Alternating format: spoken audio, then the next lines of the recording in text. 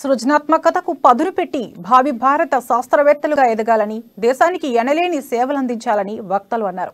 ఆదిలాబాద్ జిల్లా కేంద్రంలోని ఓ ప్రైవేట్ పాఠశాలలో జిల్లా స్థాయి వైజ్ఞానిక ప్రదర్శనలు ఘనంగా నిర్వహించారు. ZP chairman Rathod Janardhan, MLA Jogu Ramanna, collector Sikta Patnaik ముఖ్య అతిథులుగా హాజరయ్యారు. విద్యార్థులు సాంస్కృతిక ప్రదర్శనలు, సాంప్రదాయ నృత్యాలతో ఆహుతులను అలరింపజేశారు. పలు పాఠశాలల విద్యార్థులు భారీగా తరలి రావడంతో సందడి వాతావరణం నెలకొంది. అటు విద్యార్థులు తమ మేధాశక్తిని ఉపయోగించి ప్రదర్శనకు ఉంచిన పలు ప్రాజెక్టులు అతిథులను విశేషంగా ఆకట్టుకున్నాయి.